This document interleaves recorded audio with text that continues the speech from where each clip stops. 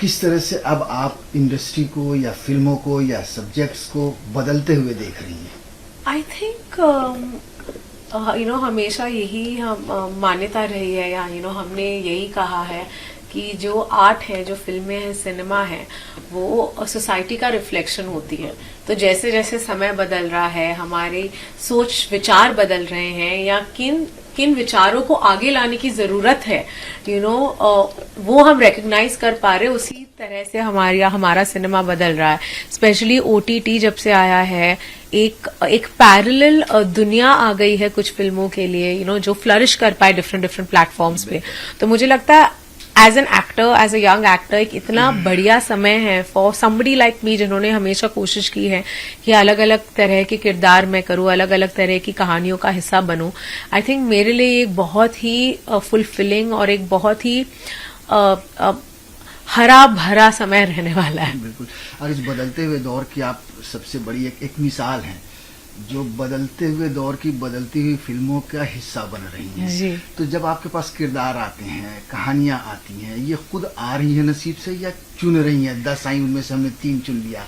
मुझे लगता है दोनों का एक मिलाप है, एक मिश्रण है। I think start of the career में बहुत सारी फिल्में आती थी, लेकिन मैंने कुछ ऐसी फिल्में चुनी मेरे करियर के स्टार्ट में, जिसकी वजह से अब तक मुझे उसी प्रकार की फिल्में, अच्छा कंटेंट आ रहा है। तो मुझे लगता है हर एक्टर अपने चॉइसेस का एक सम टोटल होता है। तो मैंने जो थ्रू माय करियर, स्पेशली शुरुआत में जो चॉइसेस ली, आई थिंक उसी का फल अब तक मेरे पास आ रहा है। बीच बीच में आती हैं फिल्में जैसे पति पत्नी और वो, टिपिकल कमर्शियल फिल्में। जी। तो इस तरह की फिल्में आप खुद कम चुन रही हैं या कम आ रही हैं? क्योंकि देखिए इमेज बनती है हमारी इंडस्ट्री में, हम तो जानते हैं। मुझे लगता है कि जो कमर्शियल, जो आप रोम कॉम या जो थोड़ी पॉट बॉयलर किस्म की फिल्म है जो आती है, लेकिन मैं चुनती सिर्फ वही हूँ जिनमें मुझे लगता है थोड़ा और दम हो, जिसके कैरेक्टर में थोड़ा और दम हो। मैं ऐसी फिल्म का हिस्सा नहीं हो पाऊंगी जहां पे मुझे अपनी परफॉर्मेंस देने का मौका ना मिले। तो मेरे लिए वो बहुत इंपॉर्टेंट है कि जो भी जॉनरा हो फिल्म का, जिस भी प्रकार की फिल्म हो, मुझे एक अपॉर्चुनिटी चाहिए कि मेरे अंदर जो एज एन एक्टर जो टैलेंट है, जो मैं कर सकती हूँ एक किरदार के लिए, मुझे वो अपनी ऑडियंस को इसको दिखाने का मौका चाहिए। इस तरह की जो फिल्में आती है, जैसे सोन चिड़िया आपके लिए ऐसी फिल्म थी जो 15-16 साल के लड़के की माँ की भूमिका। जी। कुछ रिस्क आपको नहीं लग रहा था? हालांकि उस फिल्म ने अनफॉर्चुनेटली कहे बॉक्स ऑफिस पर भी अच्छा प्रदर्शन नहीं किया। बिल्कुल। कुछ आपको ये नहीं लग रहा था यार रिस्क हम इतना बड़ा ले रहे हैं? ऑफ कोर्स लग रहा था, लेकिन जो डायरेक्टर थे अभिषेक चौबे, उनके साथ वो मेरे बकेट लिस्ट में थे। मैं हमेशा उनके साथ काम करना चाहती थी। और आपने बिल्कुल सही कहा, सोन चिड़िया 6 दिन में उतर गई थी बॉक्स ऑफिस से। लेकिन मैंने जितने अवार्ड सोन चिड़िया के लिए जीते हैं, उसका, जैसे मैंने आपको कहा, उस फिल्म का फल अब तक मेरे पास आ रहा है। इतने सारे फिल्म मेकर्स हैं जिनके लिए मैं एक ऑप्शन बन गई कि अच्छा ये भी कर सकती है।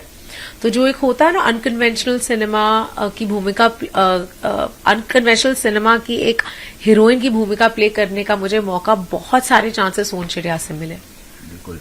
तो एक अच्छा दौर समझ लीजिए कि वहां से शुरू होता है आपके, जो काफी सारे ट्रांसफॉर्मेशन आए, चाहे वो आपके अपीयरेंस को लेकर, लुक को लेकर हो। किस तरह मेहनत करती हैं आप उनके पीछे अभी भी? क्योंकि अगर हम पहली आपकी फिल्म देखें और उसके बाद जो बदलाव आया भूमि पे। जी, मेहनत तो बहुत है, लेकिन ऑनेस्टली मैंने कभी जैसी भी मैं जिस भी फिजिकल वे में रही हूँ, हमेशा मैंने कोशिश यही की है कि मैं जो भी मेरा किरदार है और मेरे किरदार को जिस चीज की जरूरत है मैं वही करूँ।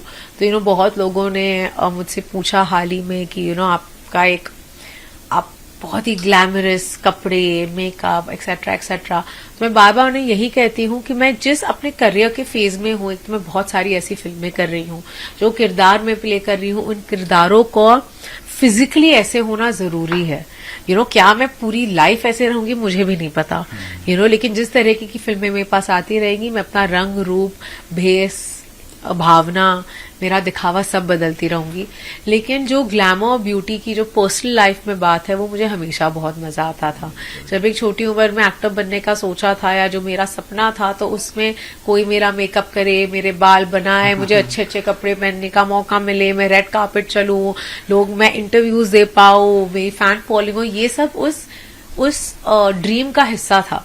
तो मैं ये कहूंगी कि मैं जो भी चीज करती हूँ अपने करियर से रिलेटेड, कोशिश यही करी कि मैं अपने जो एक सपना, जो एक विजन था लाइफ का, उसके एक स्टेप और क्लोज जाती रहूं। बिल्कुल। सोन चिड़िया के बाद आपने जिक्र किया अवार्ड्स का। हम देखते हैं जो इंडस्ट्री में जैसे दीपिका हैं, आलिया हैं, आज की बहुत ही सक्सेसफुल अभिनेत्रियां हैं, ये सब, इनके साथ साथ आप भूमि पेडनेकर भी हैं, जिनको मतलब पुरस्कार मिल रहे हैं एकदम। जी, किस तरह ये कर रही है? जी, इनफैक्ट इसी हफ्ते मुझे मेरा तीसरा फिल्म फेयर अवार्ड मिला, एक बहुत ही इम्पोर्टेंट और स्पेशल फिल्म के लिए, बधाई दो के लिए। और जब आपके काम को अप्रिशिएट किया जाता है, स्पेशली एक popular platform like film fair पे, हम सब बड़े हुए हैं। जैसा कि मैंने आपको कहा, मेरे सपने का हिस्सा था कि मेरे पास बहुत सारे फिल्म फेयर अवार्ड हो, और ऑलरेडी 3 आ चुके हैं। ज्यादा लंबा समय नहीं रहा है मेरा करियर, 7 साल हुए हैं, 8वां साल चल रहा है।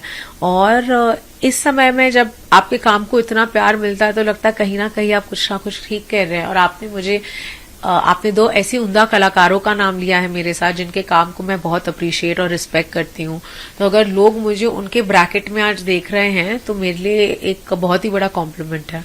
एक चीज और है ना कि दीपिका हो या आलिया हो या और भी ऐसी अभिनेत्रियां हैं जो बहुत ही ज्यादा कॉमर्शियल फिल्में करती हैं। आप कॉमर्शियल कम अनकन्वेंशनल जिस तरह की फिल्में होती हैं उसमें ज्यादा करती हैं, और उसमें इस तरह का एप्रिसिएशन बॉक्स ऑफिस पर भी और पुरस्कार के समारोह में भी, वो कितना सेटिस्फाइंग है? जी, बहुत ही ज्यादा सेटिस्फाइंग है। मेरी one of my most favourite actors of the yesteryears तो नहीं कहूंगी, पहले के कुछ जनरेशन्स की स्मिता पाटिल जी थी। उनके इतने सारे किरदार हैं, फिल्में हैं जिनको मैं अब भी देखती हूँ, और जब भी मिर्च मसाला देखती हूँ मुझे लगता है काश मैं वो फिल्म दोबारा बने और मैं उस फिल्म का हिस्सा बन पाऊँ। तो I think for an actor, कोई आपके बॉक्स ऑफिस नंबर्स या वो फिल्म कमर्शियली, आप सिर्फ अच्छे किरदार और अच्छी कहानियां छोड़ जाते हैं। तो मेरी कोशिश भी यही है कि मैं अच्छे किरदार और अच्छी कहानियां छोड़ के जाऊं। अब बहुत ही अच्छी बात होगी कि वो कहानियां बहुत सारे पैसे भी बनाएं, कोशिश तो यही है, क्योंकि हम सब, हमारा बिजनेस ही ये है कि हम we are the business of film making. लेकिन अगर इम्पैक्ट भी छोड़ जाए तो आई बी वेरी ग्रेटफुल। अभी आपने जिक्र किया अपने सपनों का, बहुत सारे सपने पूरे हुए, रेड कार्पेट पे चलने का, कोई आपके बाल बनाए, कोई आपके कपड़े सजाए, पुरस्कार मिले, और कोई सपना बाकी है अभी? अरे बहुत सारे, ये तो शुरुआत है मेरी, कहना चाहूंगी। नेक्स्ट बहुत ही भरा पूरा साल है। कल एक फिल्म मेरी रिलीज हो रही है, अफ़्फ़ा, जो सुधीर मिश्रा जी ने डायरेक्ट की है। नवाज सर मेरे साथ उस फिल्म में है, अनुभव सिन्हा सर ने प्रोड्यूस की है वो बनारस मीडिया वर्क्स ने। तो और उसके बाद करीब मुझे लगता है 3 और फिल्में होंगी जो इस साल रिलीज होंगी। बहुत ही अलग अलग किरदार है। इनफैक्ट अफ़्फ़ा के बाद जो मेरी फिल्में हैं, मैं बहुत प्राउडली कह सकती हूँ कि आपने कभी मुझे उस रूप में देखा नहीं होगा। तो मैं बहुत एक्साइटेड हूँ कि ऑडियंसेस मेरी उन फिल्मों पे भी कैसे रिएक्ट करती है, इंक्लूडिंग जो कल मेरी रिलीज हो रही है। वैसे मैं जब भी आपको देखता हूँ मुझे यही महसूस होता है कि मैंने इस रूप में नहीं देखा। बहुत बहुत शुक्रिया बात करने के लिए। Thank you.